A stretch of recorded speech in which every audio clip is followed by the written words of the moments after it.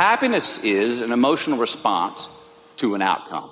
If I win, I will be happy. If I don't, I won't. It's an if-then, cause and effect, quid pro quo standard that we cannot sustain because we immediately raise it every time we attain it.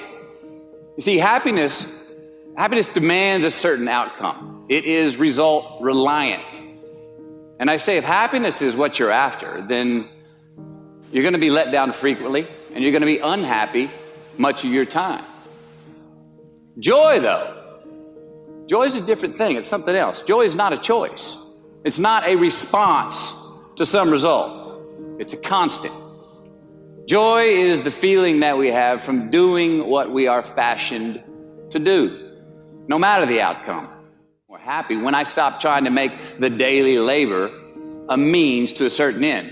For example, I need this film to be a box office success. I need my performance to be acknowledged. I need the respect of my peers. All those are reasonable aspirations, but the truth is, as soon as the work, the daily making of the movie, the doing of the deed became the reward in itself for me, I got more box office, more accolades and respect than I ever had before. See, joy is always in process. It's under construction. It is in constant approach, alive and well in the doing of what we're fashioned to do and enjoying it. Now, the easiest way to dissect success is through gratitude. Giving thanks for that which we do have, for what is working. Appreciating the simple things we sometimes take for granted. We give thanks for these things, and that gratitude reciprocates, creating more to be thankful for. It's really simple, and it works. Now, I'm not saying be in denial of your failures. No, we can learn from them too, but only if we look at them constructively, as a means to reveal what we are good at, what we can get better at, what we do succeed at. All right, life's a verb. We try our best, we don't always do our best. And since we are the architects of our own lives, let's study the habits, the practices, the routines that we have that lead to and feed our success, our joy, our honest pain, our laughter, our earned tears. Let's dissect that and give thanks for those things. And when we do that, guess what happens? We get better at them, and we have more to dissect. But we all want to succeed, right? So the question that we got to ask ourselves is what success is to us, what success is to you. Is it more money? That's fine. I got nothing against money. Maybe it's a healthy family. Maybe it's a happy marriage. Maybe it's to help others, to be famous, to be spiritually sound, to leave the world a little bit better place than you found it. Continue to ask yourself that question. Now, your answer may change over time, and that's fine. But do yourself this favor. Whatever your answer is, don't choose anything that will jeopardize your soul. Prioritize who you are, who you want to be, and don't spend time with anything that antagonizes your character. Don't drink the Kool-Aid, man.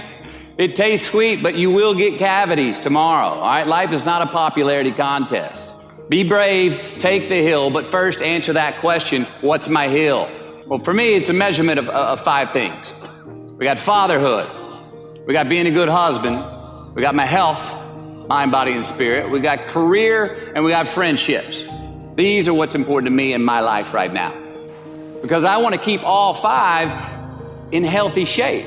And I know that if I don't take care of them, if I don't keep up maintenance on them, one of them is going to get weak, man. It's going to dip too deep into the debit section. It's going to go bankrupt. It's going to get sick, die even. So first, we have to define success for ourselves. And then we have to put in the work to maintain it. Take that daily tally. Tend our garden. Keep the things that are important to us in good shape. Defining ourselves by what we are not is the first step that leads us to really knowing who we are. You know that group of friends that you hang out with that they really might not bring out the best in you? You know, they gossip too much, or they're kind of shady. They really aren't going to be there for you in a pinch. Or how about that bar that we keep going to that we always seem to have the worst hangover from? Or that computer screen, right? That computer screen that keeps giving us an excuse not to get out of the house and engage with the world and get some real human interaction. Or how about that food that we keep eating, the stuff that tastes so good going down, it makes us feel like crap the next week, when we feel lethargic and we keep putting on weight? Well, those people, those places, those things, stop giving them your time and energy. Just don't go there. I mean, put them down. And when you do this, when you do put them down, when you quit going there, and you quit giving them your time, you inadvertently find yourself spending more time and in more places that are healthy for you, that bring you more joy. Why? Because you just eliminated the who's, the where's, the what's, and the when's that were keeping you from your identity. Like, trust me, too many options, I promise you this, too many options will make a tyrant of us all. All right, so get rid of the excess, the wasted time. Decrease your options.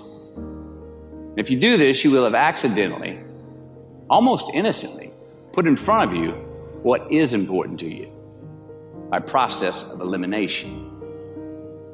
Knowing who we are is hard. It's hard.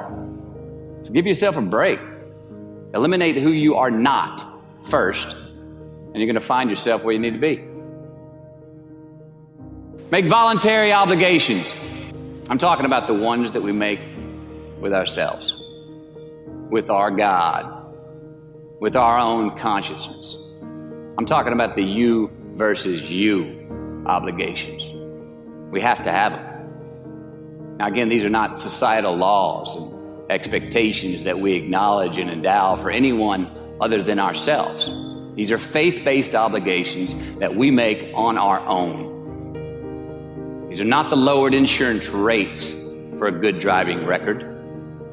You will not be fined or put in jail if you do not gratify these obligations I speak of. No one else governs these but you. They are your secrets with yourself, your own private counsel, personal protocols.